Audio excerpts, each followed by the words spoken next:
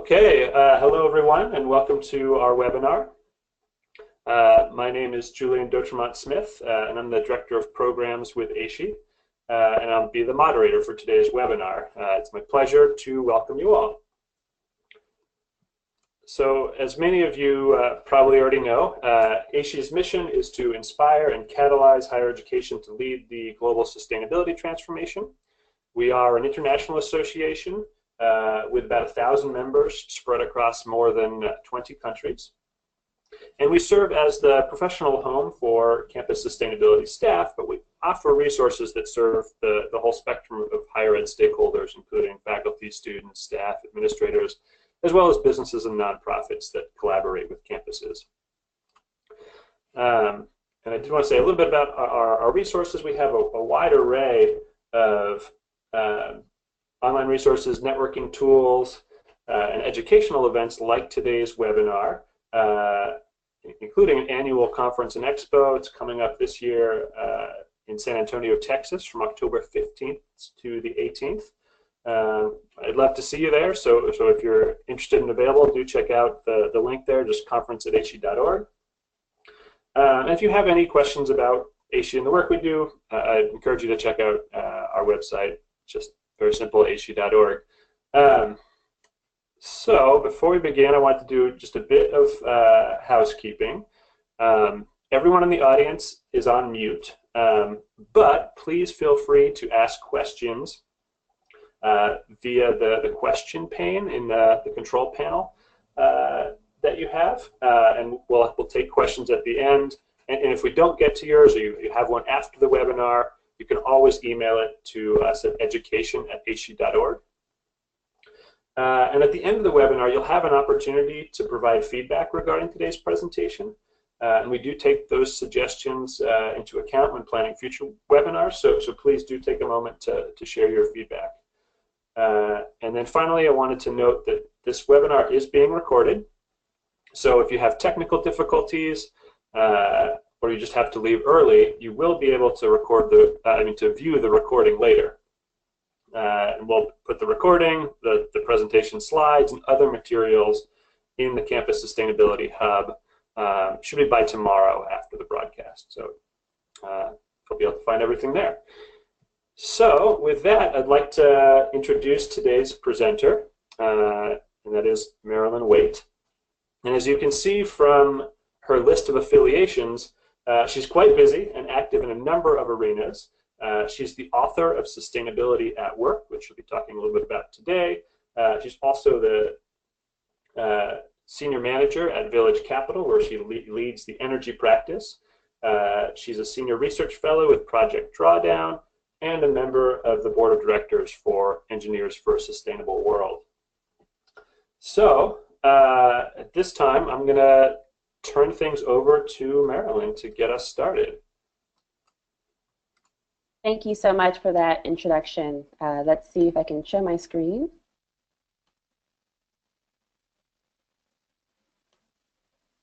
Okay, can you see that pretty well? Perfect. Okay, thank you so much for attending today. I'm really excited to present this webinar to you on how to really pursue sustainability in your career and in your different roles from here on out. I know that a lot of you are working in the academic fields or at least on universities across the country, and so I'll focus on that as a part of the presentation, but then extend beyond that in case some of you are thinking of moving outside of that particular field. So I'll start off with my journey here. So kind of what led to sustainability at work, the scope of careers and geographies covered. I'll cover definitions. I know that this audience is probably very well versed in sustainability, sustainable development, but I wanted to make it clear kind of what I mean when I say those words, and also what I mean when I say career, and also clarify some of the other buzzwords in the field like green collar, impact, CSR. Why sustainability? So the main reasons why both public and private institutions choose to integrate sustainability in their strategy, and that ties in well with why they would be looking for some of those skills when they recruit. And then finally, the SURF framework, which is the overall framework that I use in sustainability at work to really help you organize your thoughts around sustainability and also take concrete actions in your career. I am on Twitter, so feel free to post tweets during this webinar or after the webinar at Wait Maryland. There's a hashtag associated with this work called Sustainability at Work, and then also at AASHE News.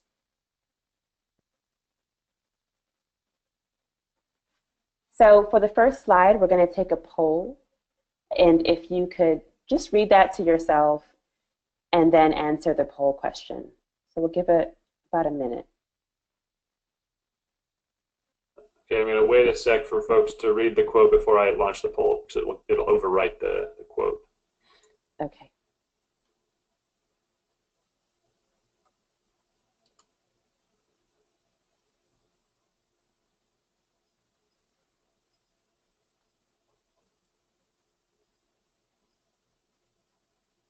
Okay, I'm going to put the poll up now, so please take a moment to answer.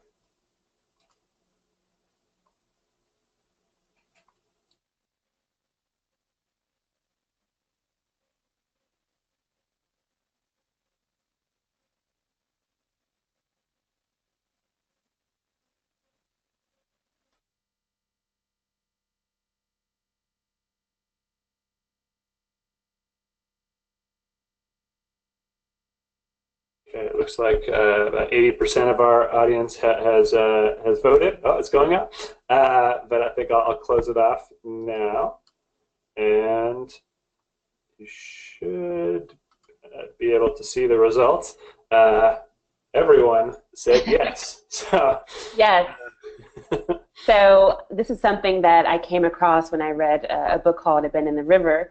And it really resonated with me as well, and this journey with sustainability and careers, because I myself went through a number of job descriptions earlier on, and that has continued, where it's like you try to see yourself doing this and you really just can't, and it's like, well, what do I do? So let me see, I'm having a little bit of technical difficulties. So my journey and kind of figuring this out as well started with me being in New Jersey, surrounded by squirrels, and I was finishing up a degree in civil and environmental engineering, and really focused on water resources. And I had done a senior thesis on sustainable water resources in the built environment, focused on dry climates and wet climates, and especially looking at emerging economies. So I left the land of the squirrel to the land of the lemur in Madagascar, so very far away, and was working, my first job was working with the United Nations World Food Program, implementing water and sanitation projects on the ground. And what I noticed there was really there was a lack of private sector investment and also a lack of sustainable energy. So I went a few months without electricity on the ground there, and really shifted my thinking towards more energy challenges after that, after I saw cyber cafes and refrigeration companies shut down.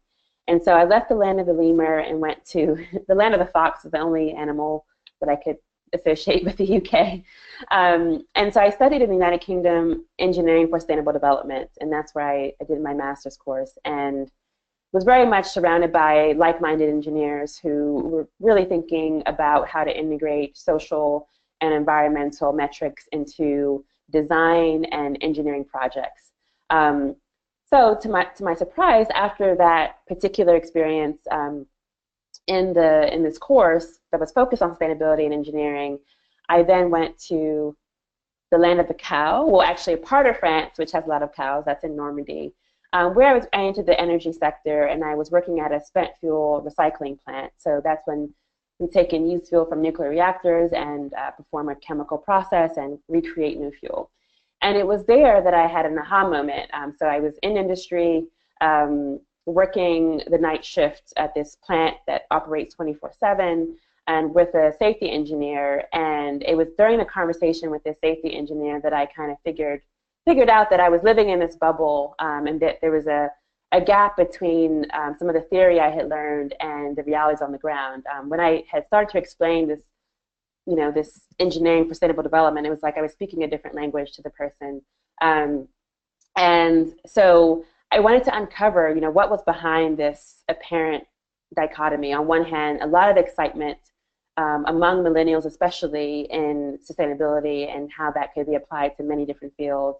And on the other hand, it seemed to be a lack of awareness on how it could concretely impact and improve the operations of an engineering company. And so I then went on a journey that took me to many different parts of the world to uncover how people were pursuing sustainability in their careers, how they were finding both profit and purpose through that. So from North America to the Caribbean, Latin America, a few places in Sub-Saharan Africa, in North Africa, India, China, Japan, Australia, and Western Europe. How I organized these different interviews with professionals was really by sector. So we have healthcare, media and entertainment, science, technology, education and research, business and finance, agriculture, entrepreneurship, and law and policy. So I'm going to focus mostly on the education and research part of this during this webinar, because I know that's where most of you are coming from. However, the book Sustainability Work does delve into each of these sectors and the intersections of them, which includes this overall framework in addition to the anecdotes coming from professionals working in the field.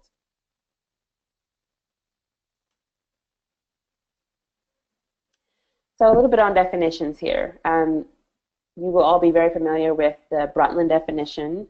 So sustainable development is development that meets the needs of the present without compromising the ability of future generations to meet their own needs.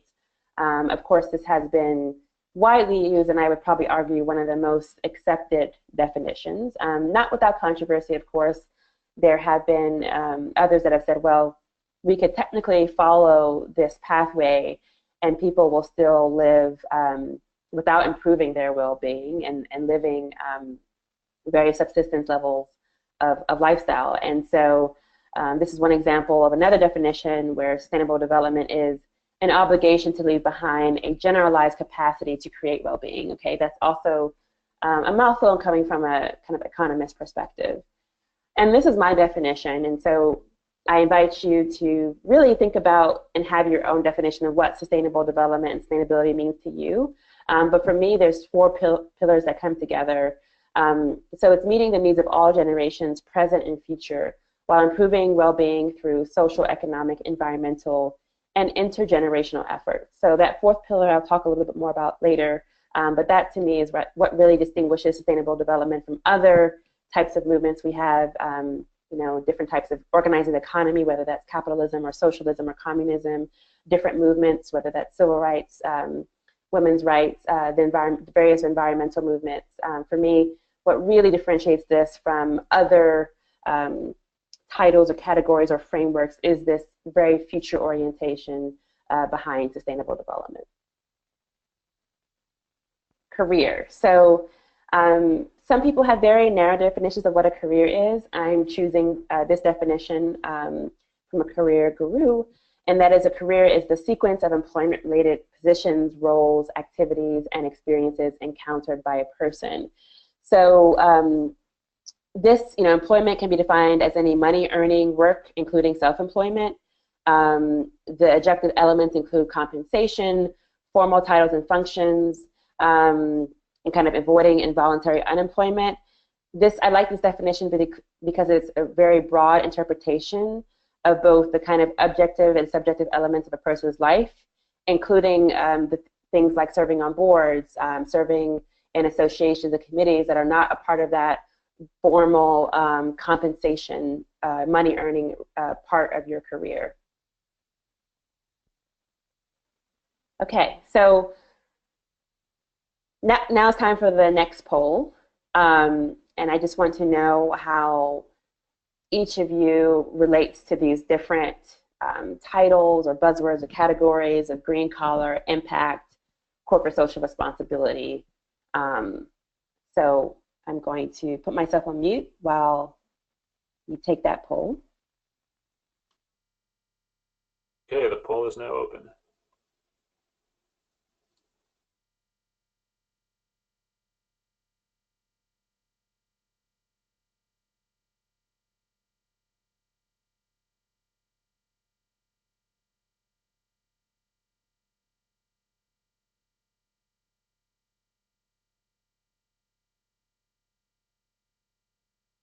Okay.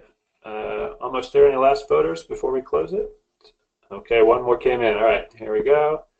And here are the results. Looks like other was the most popular choice. Yeah, so this is actually how I expected it. Very spread throughout, and I assume a lot of people also would use the word sustainability or sustainable somehow in their current function. So let's go through some of this because when you're out there looking for jobs, this is some of the things that you will see. Go back to full screen. Um, so green collar was a term that was coined really to mean, you know, it plays on the traditional notions of blue collar and white collar jobs, but it's really focused on the environment and jobs that are not only to improve the environment, so not only kind of pollution-oriented positions, but also positions that are geared towards transforming the environment. So we get into renewable energy and energy efficiency systems and new, manufactured products that are completely zero waste and are within the circular economy. And so that's when you would tend not to see job offers that use the word green collar, just like you wouldn't see a job offer mention, white collar or blue collar. But it's something that is in the literature that you may find when you're looking at this world of sustainability and careers in that nexus. Impact jobs. So the word impact has really come through the literature with the rise of millennials and what, when they're polled, when they're surveyed, what they say they care most about and what they value in careers. And so impact really, it tends to be on the social impact side, although it can mean both social and environmental. But essentially it means having a positive impact in society. And often you'll see the term social and impact come together. Social impact in investing, social impact, social enterprises, but somehow having this net positive impact through your work. CSR, so corporate social responsibility. This is something that you would see in job descriptions, and sometimes it can have a negative connotation. So it can be, or in some cases, a form of greenwashing or of purely communications or PR moves. And so sometimes this word is used for those fields. So really looking at how a company or an organization can communicate the good side of what they're doing, sometimes really tied to philanthropy, but not always. Sometimes this is really core to the business. And so you really just kind of have to look in between and read in between the lines of a job description to see and distinguish the kind of role it's portraying.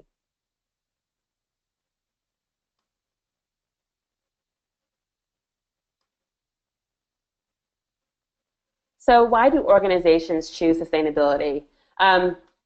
Also a review, but this also can help when looking at different career choices and how you can have your personal impact and what kind of drives you most within sustainability. So, this overarching equation, profit is revenue minus cost, and so companies are, whether nonprofit or for-profit, seeking to increase their revenues and to minimize their costs.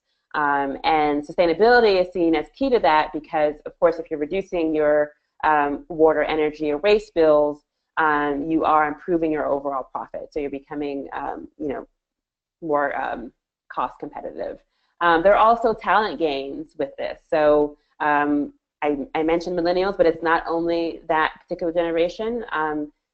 People across the board care more and more about the social responsibility and the environmental integrity of their firm's operations, and so you have higher retention when you can prove that to your employees that you're attending to those things. Innovation driven by QBL stands for the quadruple bottom line. So those are the 4 pillars I mentioned in my definition of sustainability and sustainable development. And then new products using sustainability. So really sustainability being a driver to product innovation.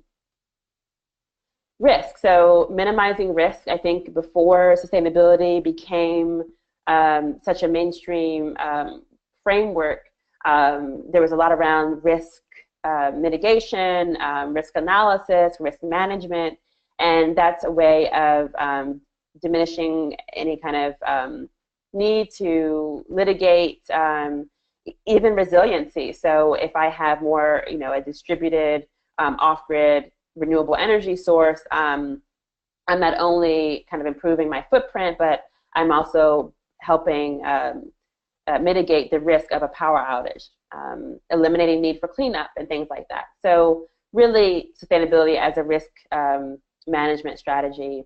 And then finally, brand and reputation, customer loyalty, concern for people and planet, being more attractive to suppliers and to the government.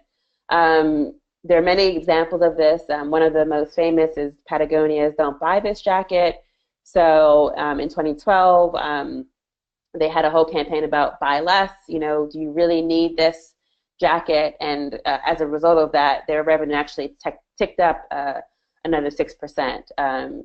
So that's one example. There are many others where this comes to play. And I would encourage you, if you have any other ideas or anything you've noticed or observed in your own career or even your own institution, ways and the reasons underlying why pursue a sustainability strategy, feel free to put that in the chat box.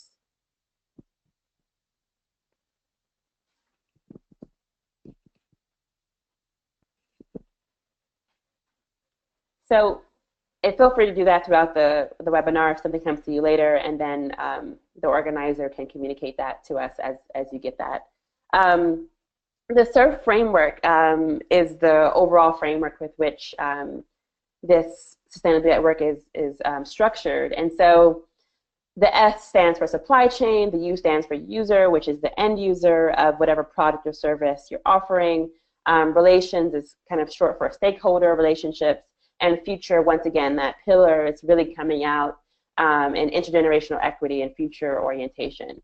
So supply chain is one of the most problematic components of transforming organizations. So companies often find it tedious and difficult to perform reliable life cycle analysis of their products. They're also often uncertain about the social and environmental integrity at the most basic level of the supply chain. So I think this is often left out. Even the most conscious organizations do not always have visibility over the suppliers of the suppliers of the suppliers. Yet, if they were to have more ownership over that, you could really see systemic change. And it's not only companies that have tangible products that have supply chains. For a consulting company, the air miles used to conduct a business may be considered in carbon calculations. The pen that you use, is that the most eco-friendly, with the most sustainable labor market throughout manufacturing that pen? So supply chain is involved in any kind of product, service, company, you name it. User, so that's often where things also fall short. So what happens with the product or service once it leaves the organization and enters the hands of the end user? So a computer company can seek to ensure that the materials and labor used to assemble the computer follow sustainability criteria. But what happens when the user is done with the computer? Organizations can often fail to consider this end use and end of life step in their sustainability calculations. So how is electronic waste dealt with in the market in which they're sold? Are there mechanisms to reuse or recycle the components? And this ties in well with the circular economy framework. Relations. So while most organizations realize that people are important, the full range of stakeholders impacted by or somehow connected to the organization can often be neglected. So clients, employees, and regulating bodies are a minimum of actors.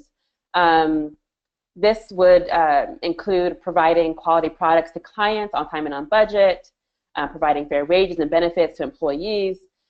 What can often be missing are the communities surrounding the place where the manufacturing or other levels of the product or service activity take place. So full stakeholder engagement tends to take place when there's a major infrastructure project in a location. However, full stakeholder engagement is necessary at all levels of a project, so small and large, at inception and at closing. So the Project Management Institute, or PMI, recently added a 10th knowledge area to what is known as the Project Management Body of Knowledge, indicating a real shift towards engaging all stakeholders for project managers. A stakeholder for them, for PMI, is any individual, group, organization who may be affected by, or perceive itself to be affected by a decision, activity, or outcome of the project. So what I like about the PMI's definition of stakeholder is that it's also those that perceive themselves to be affected by a decision. So sometimes it's not just what you directly can control or even indirectly impact. It's all of those stakeholders that consider themselves to be impacted by what you do. And finally, the future generations. As I mentioned earlier, it's really what distinguishes sustainability from other concepts. The environmental movements have sought to create a natural environment whereby we live within the carrying capacity of the earth.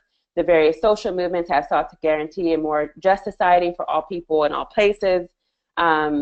The various economic movements have sought to create an economy whereby the financial well-being of individuals can be assured. But there's very little intrinsic future focus in the environmental, social, and economic campaigns. The here and now can quite easily be the emphasis of these concepts. Sustainability, however, requires us to act in a future orientation manner. And surprisingly, it's often this aspect that is left out of the organizations. So few and far between are backcasting exercises, decisions that take into account multiple generations, and a general reflection on how one's product or service will impact those not yet born. So I'm going to go into this a little bit more component by component and then bring out some of the aspects that relate to education in particular.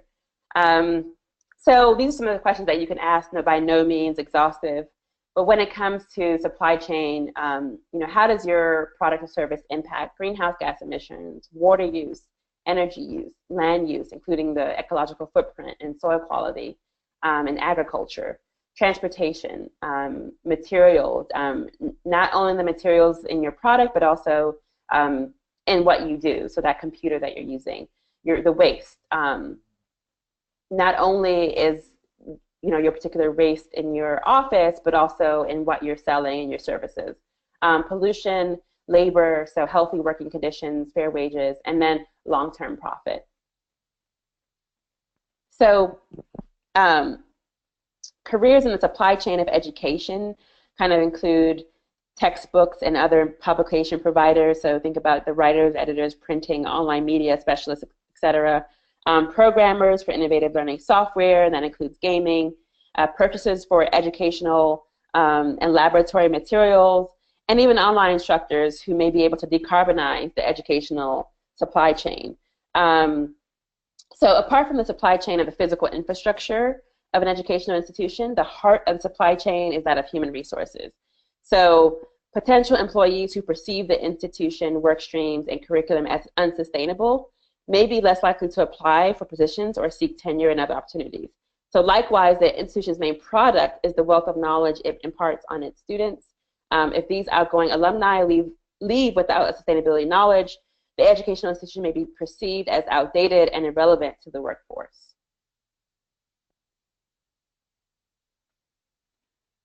On the user end, so I mentioned this a little bit earlier. Is there a throwaway culture? What happens to that product or service when it is used? So what happens during the use phase?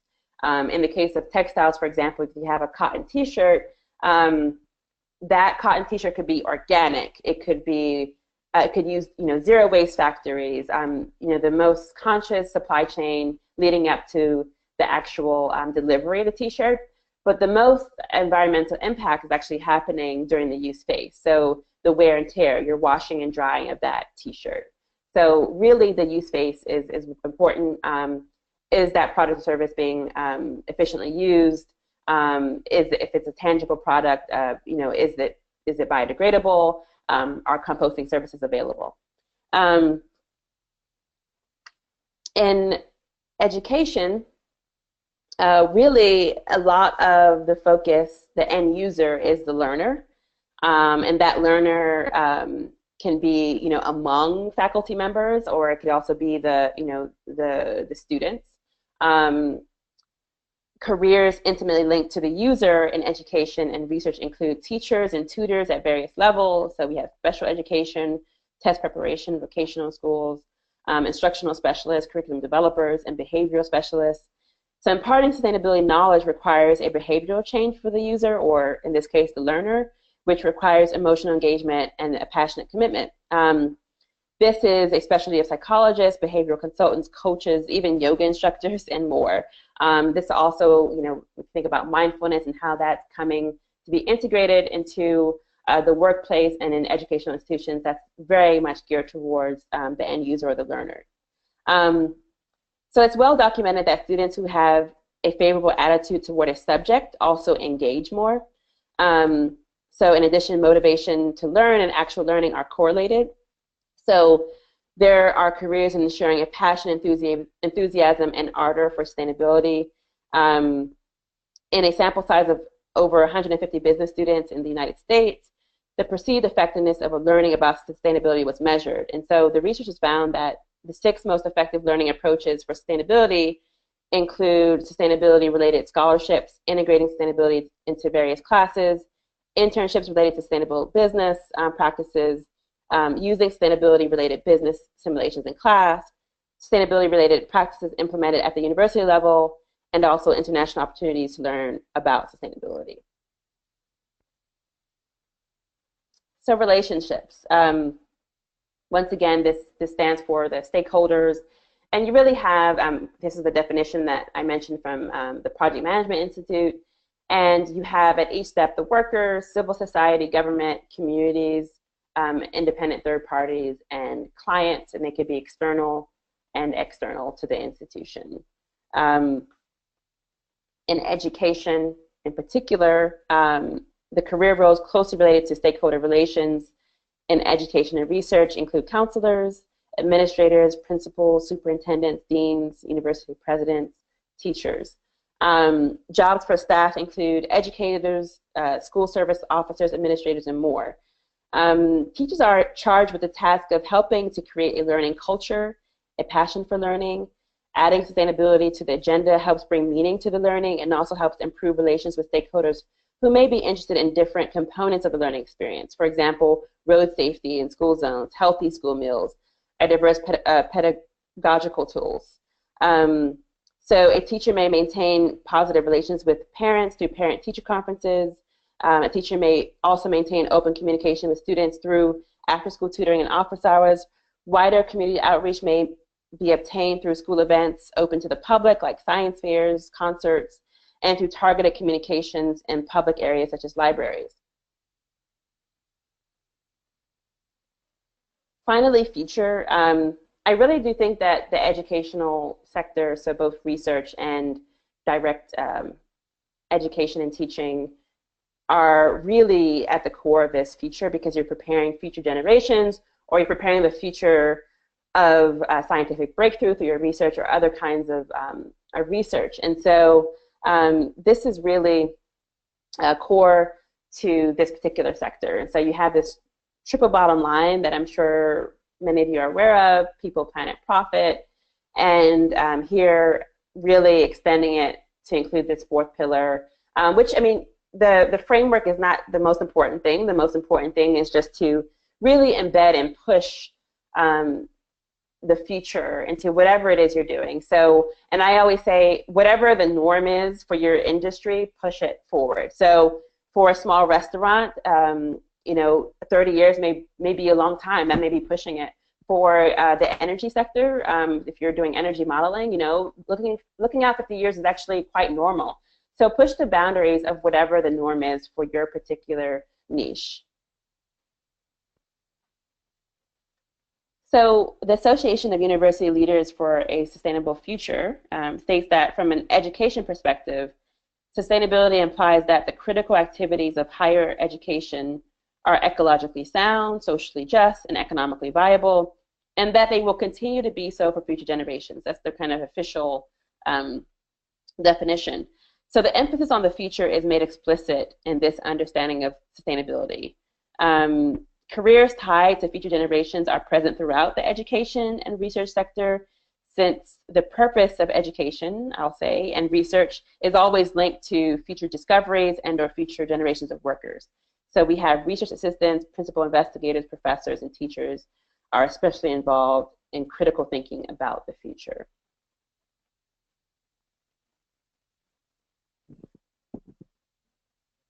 So right now I'm going to take a pause here, and I think you have in the dashboard here a PDF from Environmental Studies to Professor of Music, Aaron Story. And it's covering Aaron S. Allen, a professor at the University of North Carolina at Greensboro.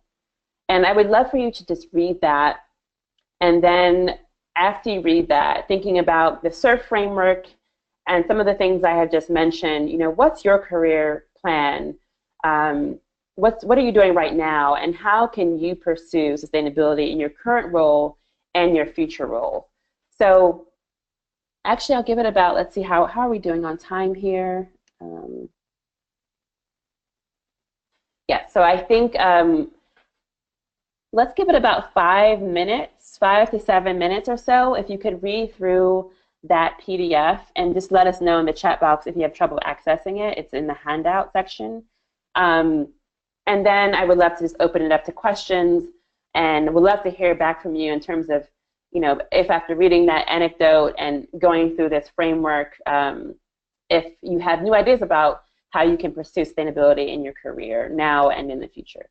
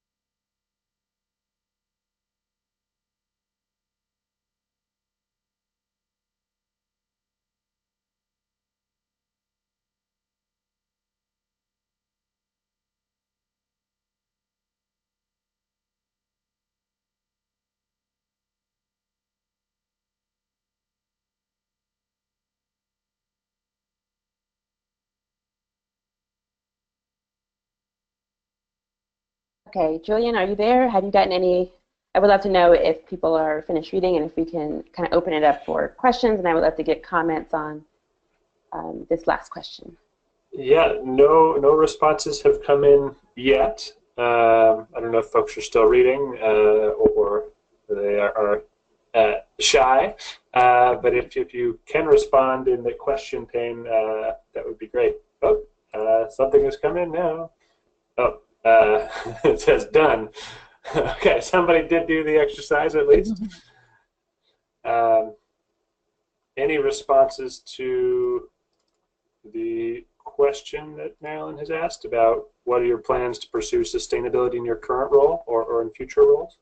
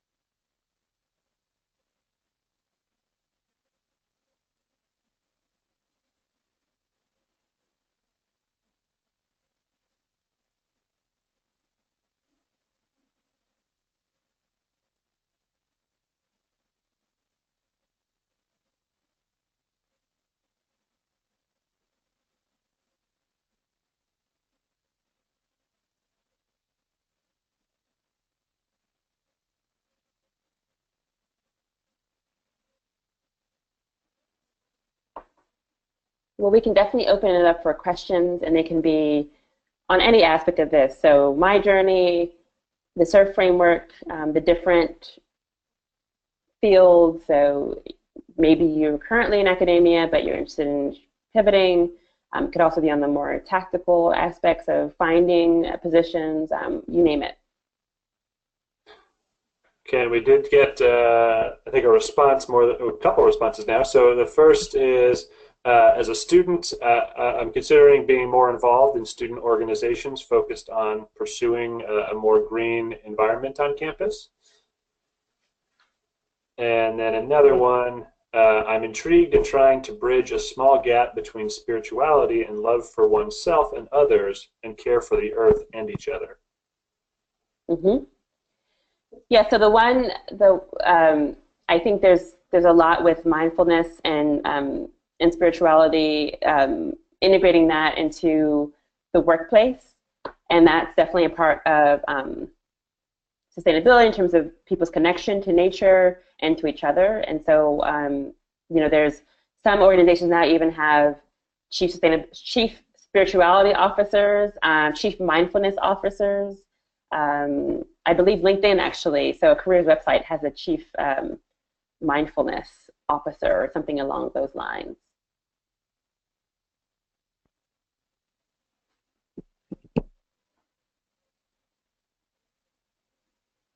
And for the pursuing, bettering a campus, that's an excellent idea. I think that's also very useful as a student to get hands-on experience and what it's like to look at these issues from all four perspectives. So how can you decrease costs, improve the environmental impact, improve social well-being, and make the campus a better place for future students and faculty and other staff.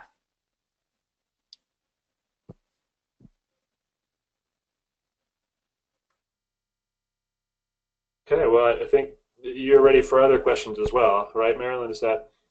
Yes, and we can open it up to any questions. Okay, first one has just arrived. So how do you incorporate sustainability into non-sustainability jobs? And then I guess a related question, especially when searching for jobs, how do you read between the lines of the job description to see sustainability opportunities? Yeah, so that's really what sustainability work covers. So I have examples of nurses, emergency care pediatricians, journalists, you name it, scientists, engineers that did not have sustainability in their job title, and have incorporated that and actually found promotion and new opportunities because they started to have that lens. So, for example, there was one engineer that applied for a job in a waste treatment facility, and he was able to compete or outcompete someone that had literally 15 years experience doing the exact same task. And it was because he viewed waste not as something to be buried, but as a useful resource, and could really create, Class A fertilizer from that system, and really approached it from that angle, and that angle was impressive. Likewise, there was a nurse, and this is an example from Sweden, that the first questioning, the first concern when the doctor was hiring, for this nurse position was, can this person care for patients? But this nurse's ability to really care about the environmental impact of what they were doing, and so sometimes in hospitals, the cleaning materials are toxic, and you're trying to get someone healthy, but the other things in that environment may actually be detrimental to one's health. And so that nurse really cared about improving those elements, and that's what gave her the extra edge to find the job.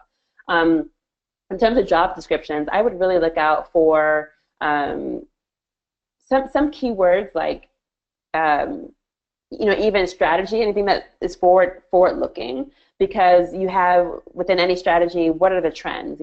Climate change is happening, so how is that going to impact what we're doing? Future generations are changing their preferences, so how is that going to impact what we're doing? That's future-oriented. Almost everything, but I would say strategy is one of those things. Responsibility is another thing that comes down to kind of social impact, or community is another word that you might hear about. Another way of reading in between the lines is you just, even if it's related to the company's future and how the company and how that organization can survive, and what does that mean on the social, environmental, and economic ends, and for future generations. And we have another question has come in, and it's from a professor, and he says the rate of change in higher ed is far too slow and shallow, given the enormity of the crises that we are facing. And I can only reach so many students on my own. We need a more wholesale change in our educational institutions. So how do we light a fire under those with the power to make change happen more rapidly? Yeah, I think so. Finding the pain points of those change makers, or pain points is one way of saying it. KPIs, or key performance indicators, are another way of saying it. So how are those that can make those big changes? How are they being compensated, or how are they being judged or evaluated? And once you get to that, then that's where you can approach the problem. So if they're being evaluated based on student satisfaction, based on number of students, based on quality of students, and quality of students can be measured in many different ways. Maybe their grades coming in or their grades coming out, retention. Get to their KPIs and to their pain points.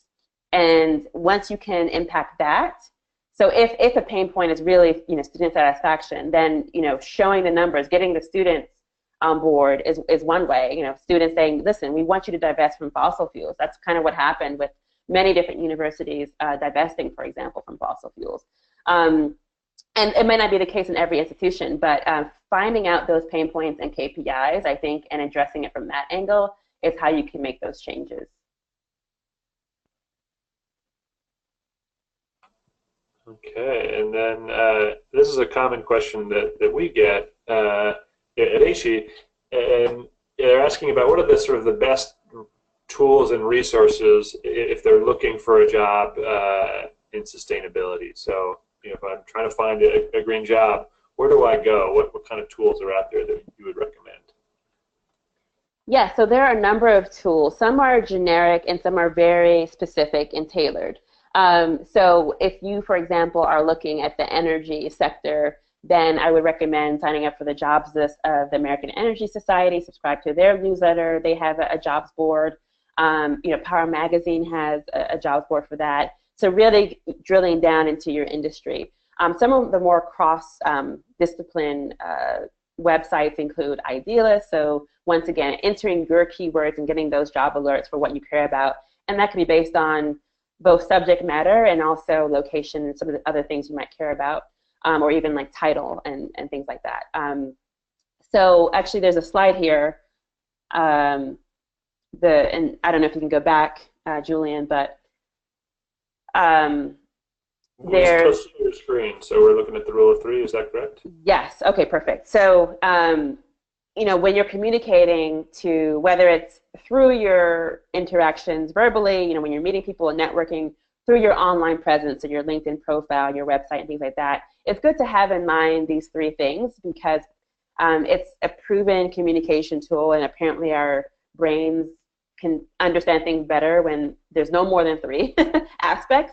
So while we're very complex individuals and a very complex society, kind of breaking things down into these three helps. And so think about the sector you're going after, and that can be broad and narrow. So I mean, education is can be very broad, but you can also narrow it down to a certain type of education. Maybe you're interested in charter schools, or you're interested in K through 12, or post-secondary, or this, neuroscience and education. So we have a sector, then have a function. So what is your role in that? Are you in communications, product development, accounting, R&D, operations, administration? What is your role within that sector? And then a third thing, and that could be what you hold most dear, and I encourage that.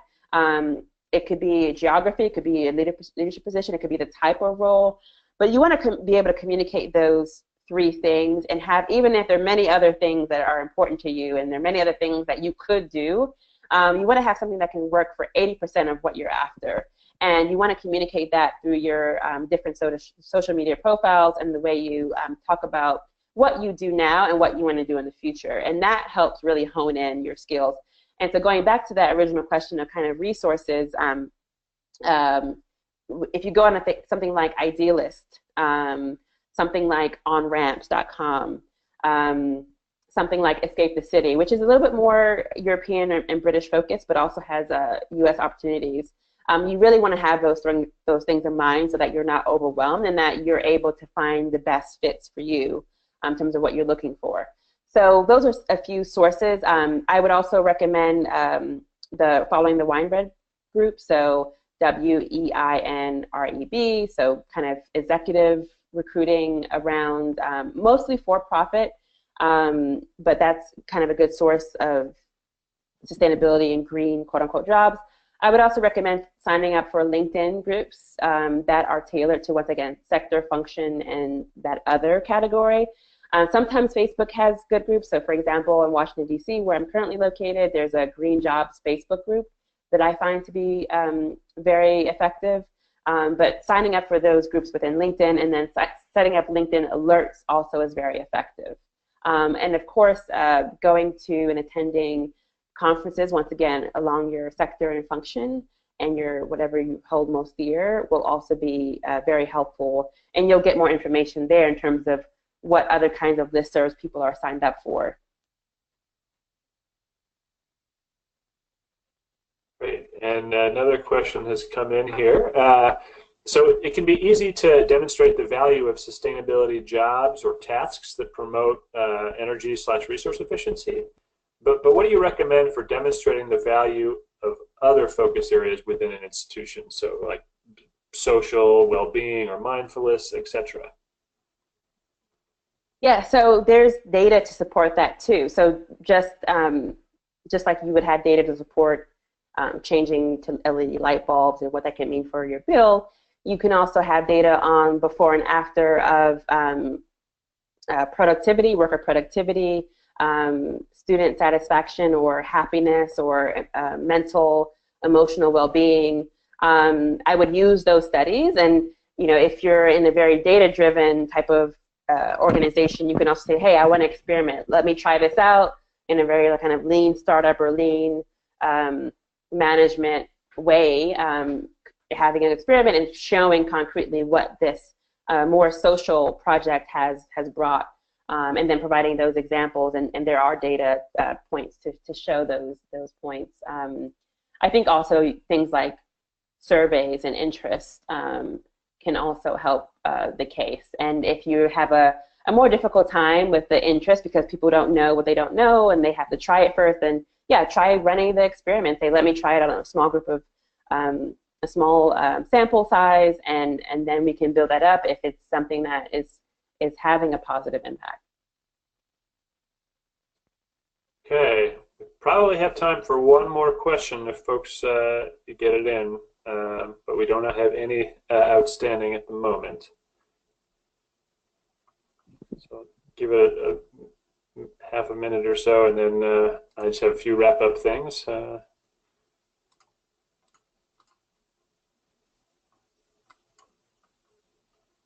People can also type in follow-up questions too if you wanted to dig in a little bit further on any of the answers so far. Mm-hmm.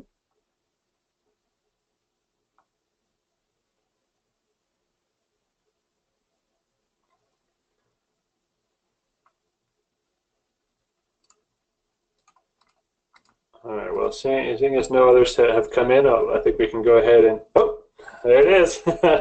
Thank you. Is there a trend of job descriptions changing within the institution? And I assume that means changing in the direction of including sustainability. And what institution is that? Just in general job descriptions, or is that in a particular field that you're? So I would say definitely in general we do have not only in job descriptions but just in media in general. There's actually some data points showing that this frequency of the words just drastically increasing over the past decade, and in job descriptions you will have so normally even before they get into what this job entails and what the requirements are, they talk about the company or the organization, and oftentimes the times when they'll mention sustainability goals and there being a responsible outlook is often also incorporated, and so that sets the tone for no matter what the job is. Like, if you want to be successful here and if you want to contribute here, this is who we are, and this is part of our DNA. So I would say on both ends, the description of the companies that are posting descriptions that are part of that description, and also in what they're looking for in terms of requirements of the position.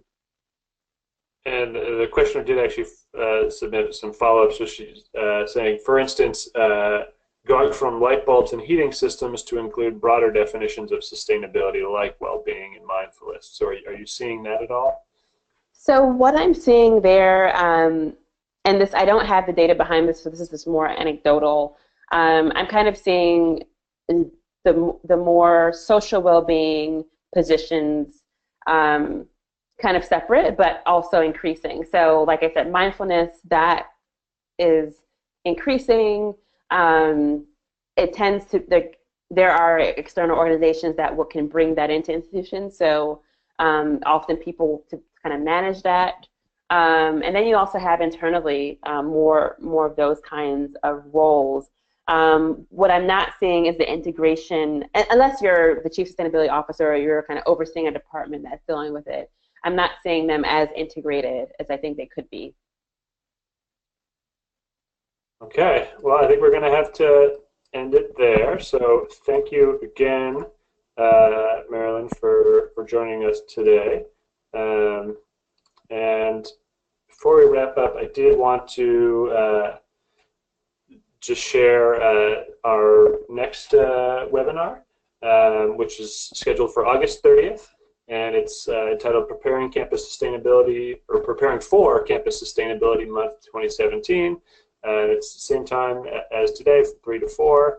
And you'll be hearing from a number of campuses and talking about how they used Campus Sustainability Month to really advance sustainability on their campus. And just as a reminder, Campus Sustainability Month is October. So with that, we can wrap up. If you do have any additional questions after the webinar, please email them to education@asu.org, And just as a reminder, the recording and presentation materials will all be in the Campus Sustainability Hub by tomorrow afternoon. So have a good day, everyone, and thank you again, Marilyn. Thank you, everyone. Bye-bye.